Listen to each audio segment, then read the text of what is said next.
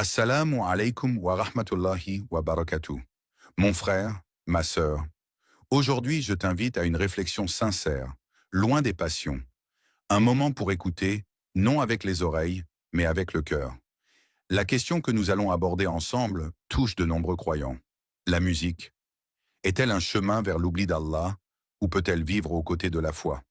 L'islam ne se vit pas à travers les slogans, mais par la lumière de la révélation et les traces bénies du prophète. Écoutons, méditons et cherchons ensemble la sagesse.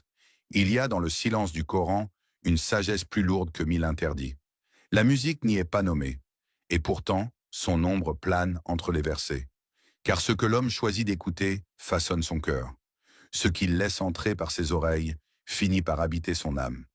Allah, dans sa parole éternelle, dit « Et parmi les gens, il en est qui achètent des propos futiles pour égarer les gens du chemin d'Allah, sans savoir, et prennent cela en moquerie.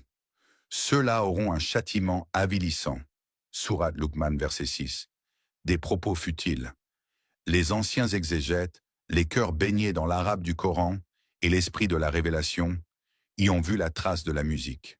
Pas celle qui élève, ni celle qui apaise le cœur dans le rappel, mais celle qui divertit au point d'aveugler, celle qui endort la conscience, celle qui efface doucement le besoin du dhikr.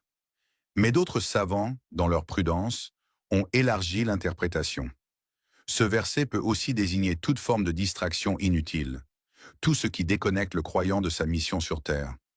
Servir Allah, se purifier, marcher dans sa lumière. Et toi, quand tu mets tes écouteurs, que cherches-tu à fuir? Quand une mélodie s'empare de ton cœur, te conduit-elle à plus de gratitude? Ou t'enferme-t-elle dans une nostalgie vide, dans un rêve sans Allah? Le croyant n'a pas peur de se poser la vraie question. Ce que j'écoute me rapproche-t-il du Seigneur des mondes? Ou m'en détourne-t-il doucement? Ce n'est pas toujours une réponse évidente, mais elle est nécessaire.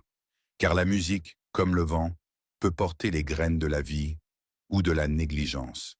Et le cœur, ce bijou si fragile, écoute plus qu'on ne croit. Dans ce monde où chaque son cherche ton attention, choisis ceux qui nourrissent ton âme. Même le silence peut devenir un chant, quand le cœur, lui, récite intérieurement le nom d'Allah. L'islam n'est pas une religion figée, rigide, insensible à la réalité des âmes et des époques. Elle est vivante, car elle s'adresse à l'être humain dans toute sa complexité. Et quand la révélation laisse place à l'interprétation, les cœurs des savants s'ouvrent, parfois dans des directions différentes. Certains, comme l'imposant Ibn Taymiyyah ou l'imam Malik,